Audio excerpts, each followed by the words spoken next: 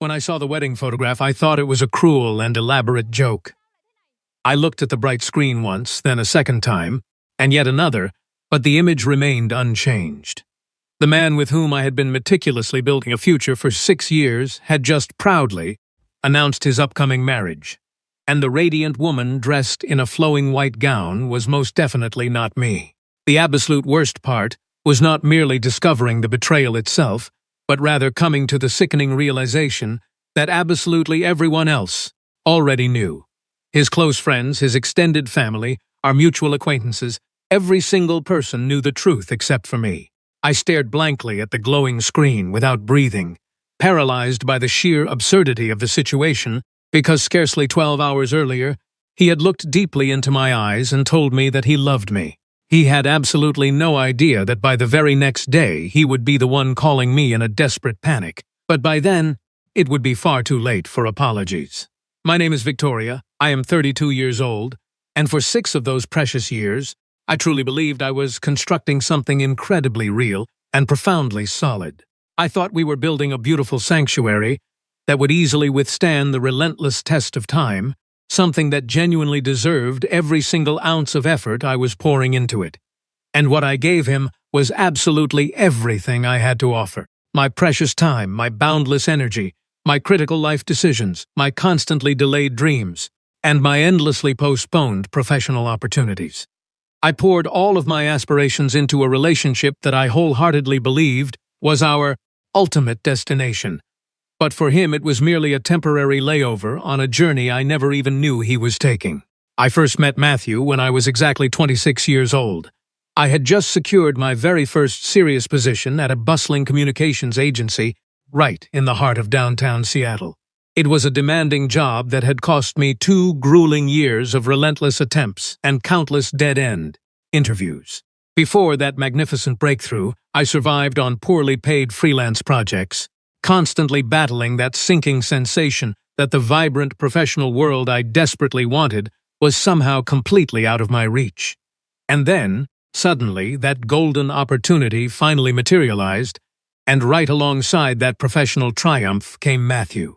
He was a charismatic sales manager at a rapidly growing tech company situated overlooking the rainy harbor. He kept his social media profiles strictly private, claiming he simply disliked the digital noise, a detail I accepted without a single doubt. He possessed a quiet, magnetic confidence that I had never truly encountered before in my entire life. It was not a loud arrogance, but rather something far more subtle and intoxicating.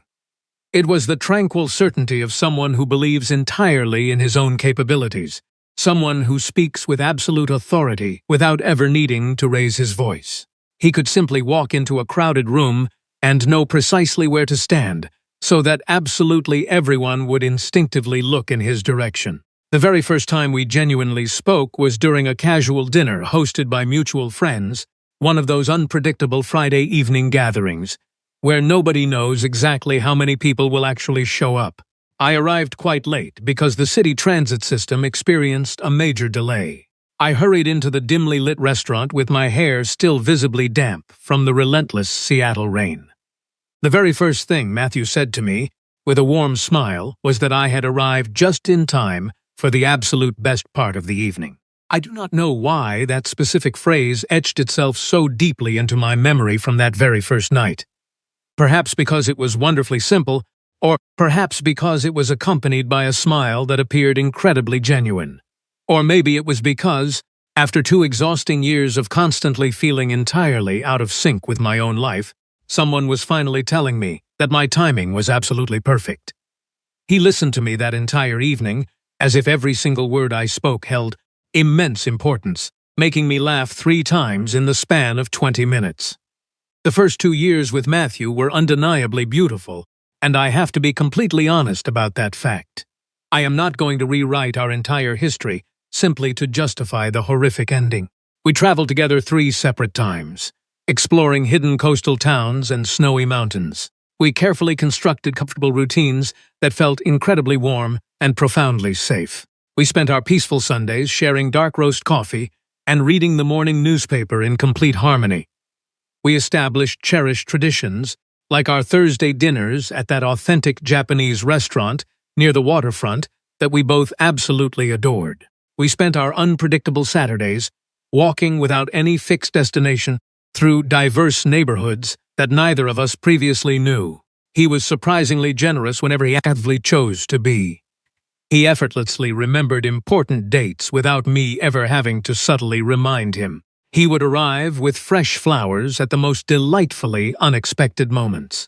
He would send me thoughtful messages in the middle of a chaotic workday just to tell me that I was on his mind. He knew exactly what to say whenever I severely doubted my own abilities. That unique capacity he possessed to effortlessly transform my deepest insecurities into towering strengths with just two perfectly chosen sentences was one of the powerful elements that tethered me to him so strongly.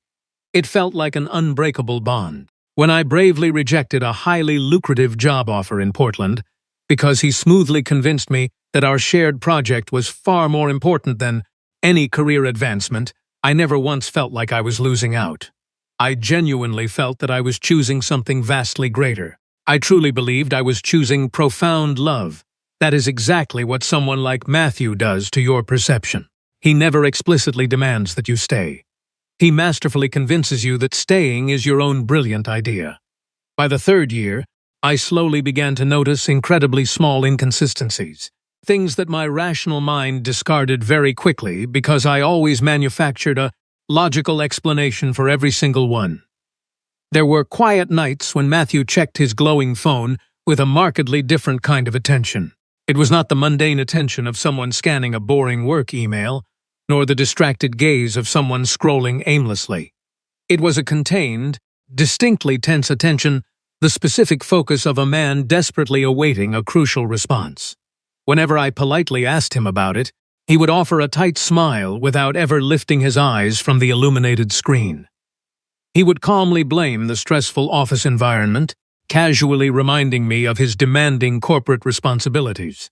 And like a fool, I simply nodded in agreement. There was one highly specific night when he completely lowered his guard. We were watching a lengthy movie, and he fell fast asleep on the soft sofa, leaving his unlocked phone resting carelessly on the glass table.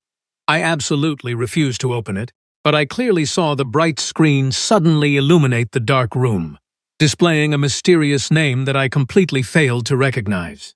I stared at the glowing letters for several tense seconds, and then quickly turned the screen off myself. I did this not because I possessed an unshakable trust in him, but primarily because I was absolutely not prepared to discover the agonizing truth. That purposeful ignorance was also a choice. And for a very long time, I actively preferred the comforting darkness. There was a notoriously disappointing Saturday afternoon when he abruptly canceled our weekend plans without offering any substantial details. We had excitedly planned to attend a modern art exhibition at the local museum that I had been eagerly wanting to see for many weeks. I had prominently marked the date on our shared calendar and excitedly mentioned it 4 distinct times that very week. Yet, precisely at noon, he sent a brief text claiming a sudden client emergency, casually suggesting we postpone it for another indefinite weekend.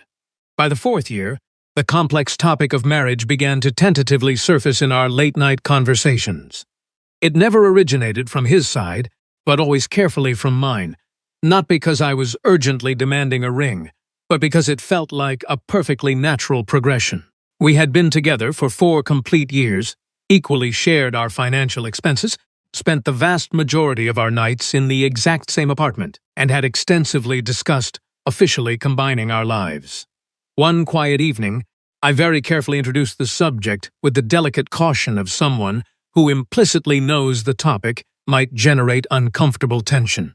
Matthew slowly looked at me with that tranquil, deeply secure smile of his.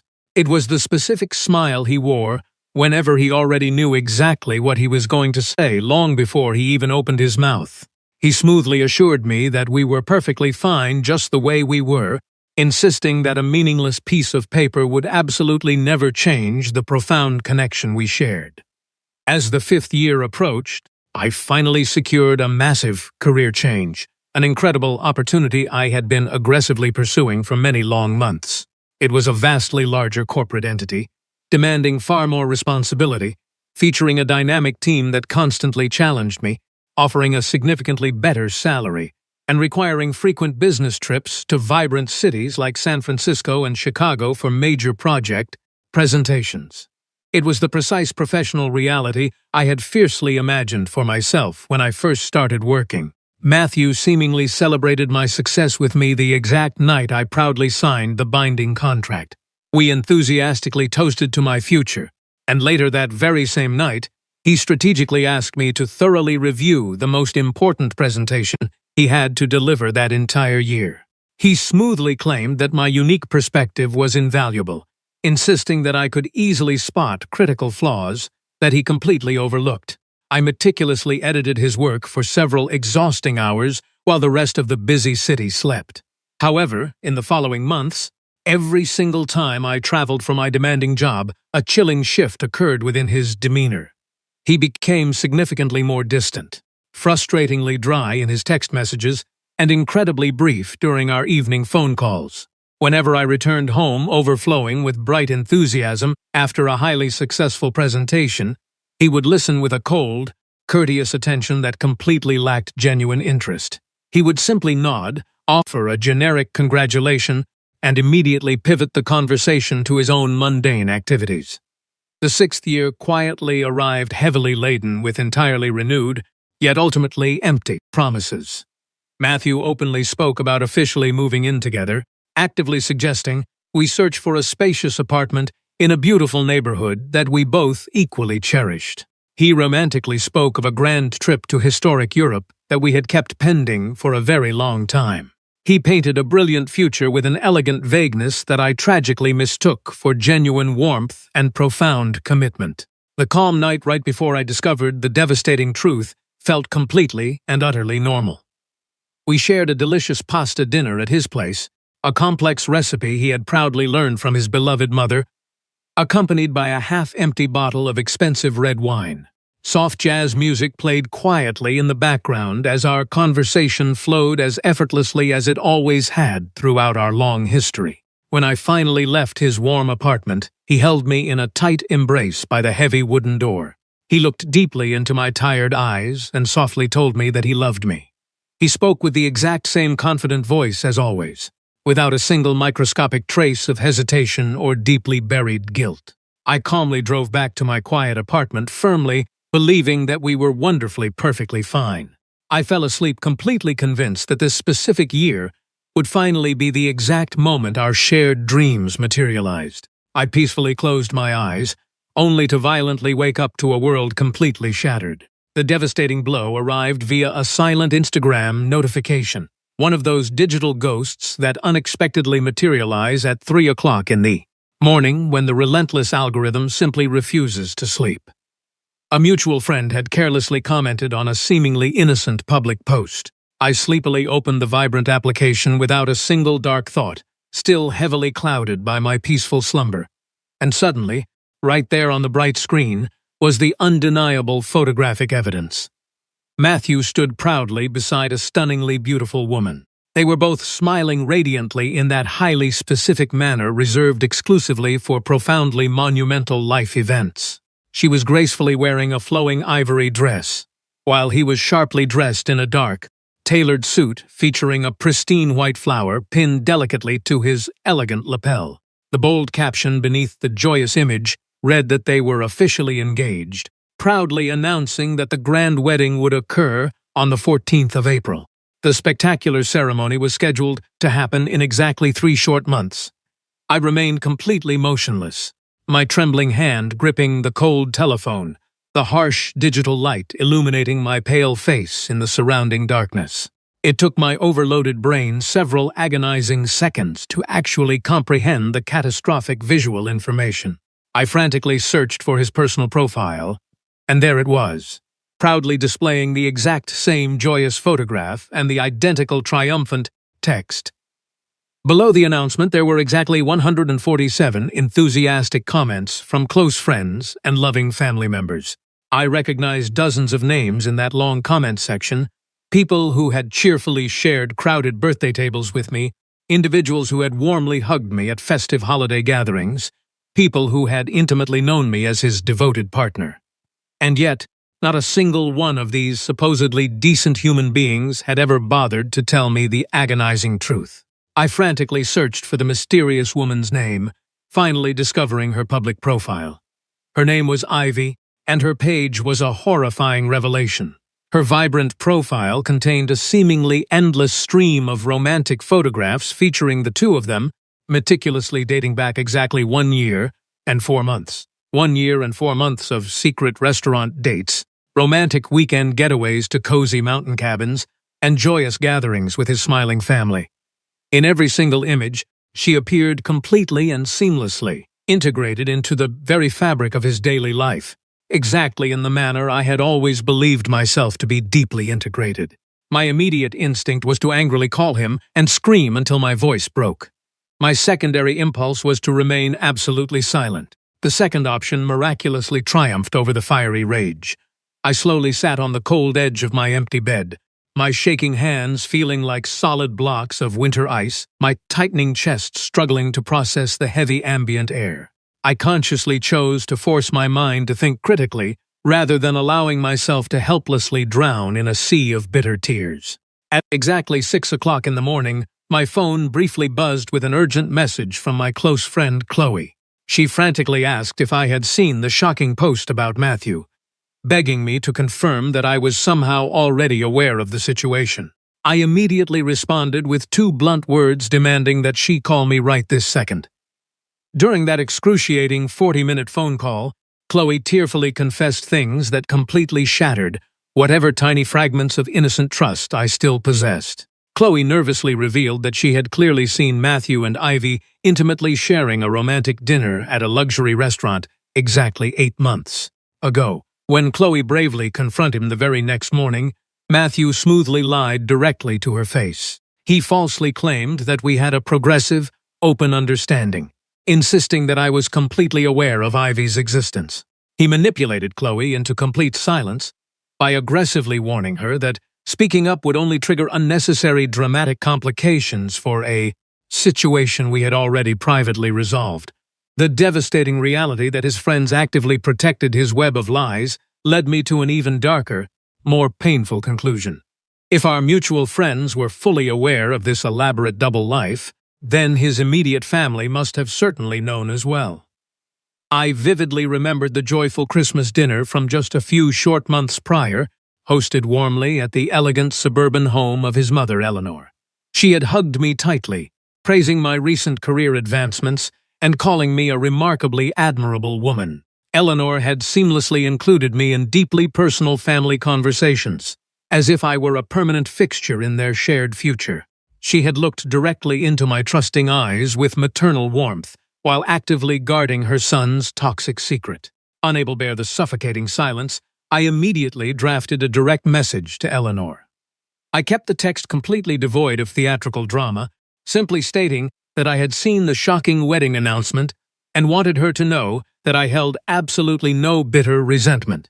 For 3 agonizing hours, I stared at the blank screen, deeply wondering if she would possess the basic human decency to respond.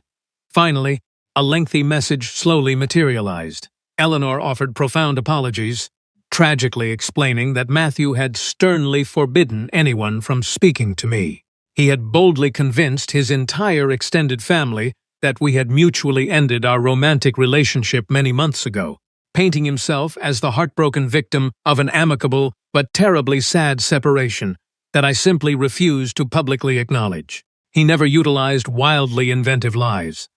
Instead, he weaponized plausible half-truths that nobody ever felt compelled to critically question, and so, the entire family obediently played along with his fabricated narrative, utterly unaware that they were merely pawns in his cruel, selfish game.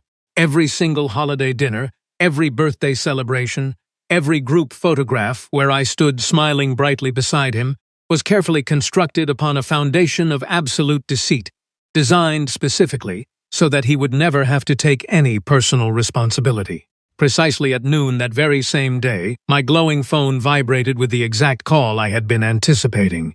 It was Matthew. I calmly allowed the phone to ring once, twice, and then a third time.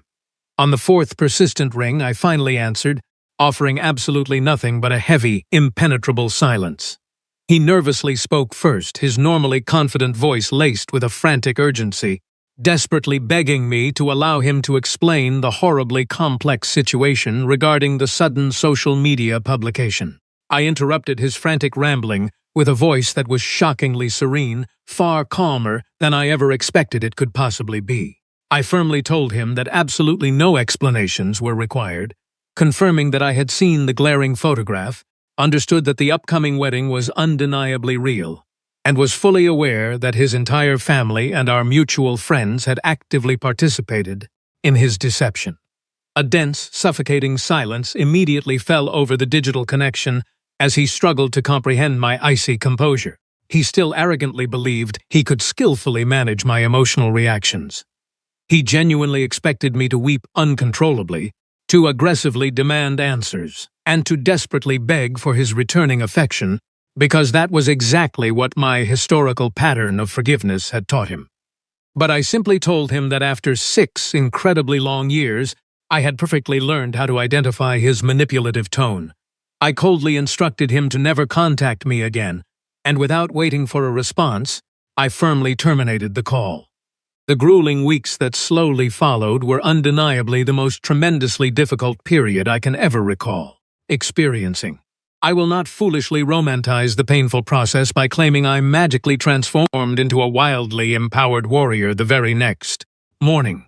True healing is agonizingly slow, deeply uncomfortable, and profoundly human. I spent countless dark nights crying until my exhausted eyes swelled shut, tragically reviewing old text messages while desperately searching for the exact moment I should have clearly seen the warning signs. Despite my strict boundaries, Matthew persistently attempted to force communication. Pathetic messages arrived every 2 or 3 days, initially packed with cowardly excuses. He shamelessly claimed that he had originally met Ivy during a highly stressful period when he and I were supposedly incredibly distant. He framed this emotional distance as if it were a natural weather phenomenon that occurred entirely on its own, conveniently ignoring the absolute truth that he was the sole architect of the giant chasm between us. Then came the deeply insulting comparisons. He sent a lengthy paragraph insisting that Ivy simply provided different elements that he urgently needed at that specific moment in his life, explicitly stating he was not trying to make me feel lesser. I read that particular sentence 3 separate times, burning it into my permanent memory. Remaining secretly involved with someone for 6 long years while actively planning a legal marriage with a completely different woman is the ultimate, most devastating way to make someone feel lesser. What I absolutely never anticipated, under any conceivable circumstances, was the sudden phone call from Ivy herself. The blissfully unaware fiancée bravely contacted me directly via a private message, exactly 1 week before her grand wedding date. She respectfully acknowledged the intense awkwardness of her bold request, quietly asking if I would be willing to speak with her, because she desperately needed to share crucial information. I carefully waited an entire day before finally returning her anxious call. Ivy did not call to angrily attack me or aggressively defend her territory. She revealed that 2 agonizing months prior, she had stumbled upon highly suspicious messages on Matthew's phone, containing unfamiliar names and conflicting dates. When she bravely confronted him, he utilized his trademark tranquil certainty to masterfully deny everything. Ivy desperately wanted to believe his smooth lies, but a terrible lingering doubt prompted her to dig deeper, eventually leading her directly to my completely hidden existence. She tearfully explained that Matthew had meticulously blocked my digital profiles on all of his personal devices long before he even introduced himself to her.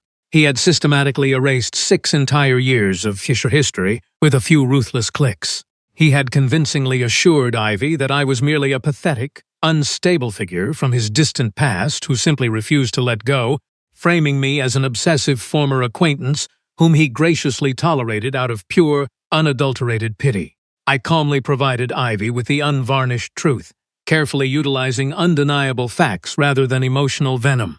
I calmly listed the exact dates of our recent vacations, detailed our private conversations, and specifically mentioned the intimate pasta dinner accompanied by his effortless declaration of love just 3 nights before their public engagement announcement.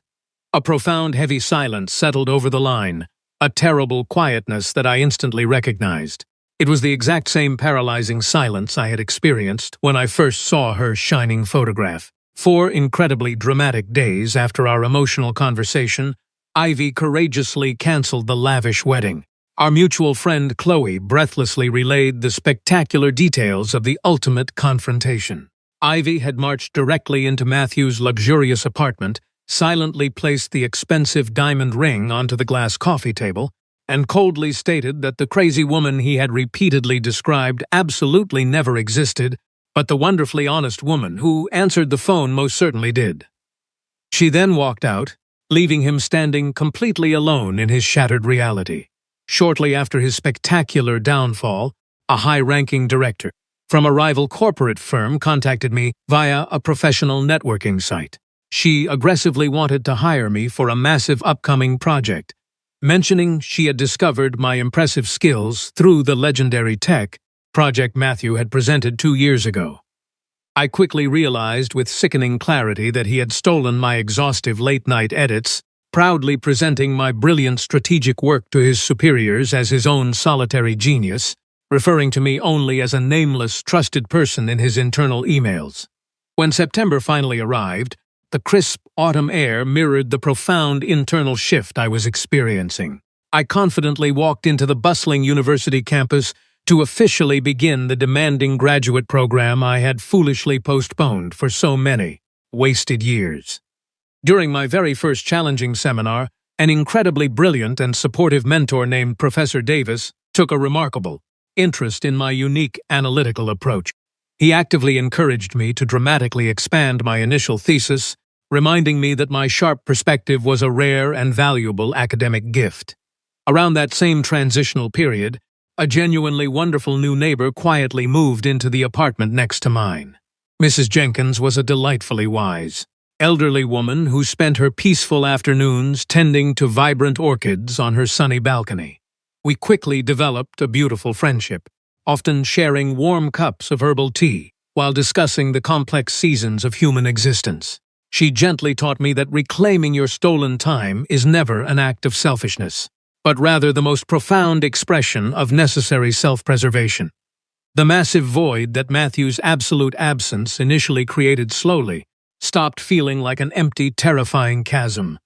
I deliberately began filling that vast open space with rigorous academic reading, engaging late-night study sessions, and spontaneous adventures that required absolutely zero external approval. The desperate text messages from Matthew eventually slowed to a pathetic trickle as his carefully constructed social world completely collapsed. Around him, his friends and family finally seeing the terrifyingly empty core of the golden boy they had always blindly worshipped. 3 highly productive months later, my corporate supervisors officially invited me to deliver a crucial strategic presentation to a crowded boardroom containing over 20 senior executives. A brilliant new project manager named Arthur, who possessed a wonderfully genuine and respectful demeanor, publicly praised my innovative communication strategies during the intense meeting. I stood tall before the massive glass table, answering incredibly difficult questions with an unshakable clarity, completely unapologetic about the massive professional space I was rightfully demanding and successfully occupying.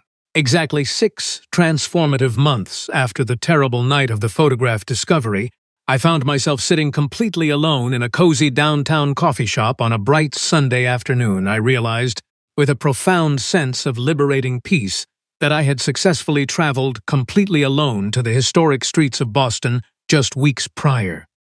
I had wandered through ancient libraries, eaten magnificent dinners by myself without feeling a single ounce of crushing loneliness, and realized that I was finally entirely whole. As I took a slow sip of my warm beverage, the final lingering illusion simply evaporated into the thin air. I vividly realized that I never actually missed Matthew as a flawed human being. I merely missed the deeply romanticized fictional narrative I had desperately constructed in my own hopeful mind. 9 fulfilling months after the initial devastation, someone wonderfully kind began to slowly enter my vibrant life, but I was in no terrible rush, fully determined to fiercely protect the beautiful sanctuary I had built within myself. The following sunny June, I proudly walked across the grand stage to officially receive my demanding graduate degree, earning a highly prestigious special mention from the strict academic committee for my groundbreaking thesis on authentic digital communication. I wore a vibrant, powerful jacket that I had boldly purchased entirely on my own, proudly smiling as Professor Davis clapped enthusiastically from the front row. I thought about the frightened young woman I used to be, finally recognizing the immense, unbreakable power she always secretly possessed. Looking back on all those years, the profound realization that settles into the quiet corners of a seasoned heart is that true devotion should never require the shrinking of your own precious soul.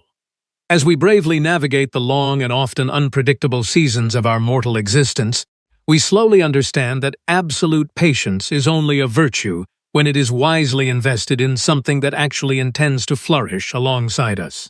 Giving endlessly to someone who only takes is not an act of noble endurance. It is a silent, devastating betrayal of your own inherent worth. The most profound lesson life eventually forces us to genuinely learn is that authentic love does not aggressively ask you to constantly postpone your brightest dreams, nor does it thrive in dark shadows and unkept promises. True affection brightly illuminates your chosen path and joyfully celebrates your magnificent expansion. If you ever find yourself carefully folding your grand ambition simply to fit inside someone else's comfortable pocket, you must quickly find the immense courage to boldly walk away. Your precious time is the most sacred currency you possess, and it must only be spent where it is deeply valued, fully respected, and joyfully reciprocated without hesitation.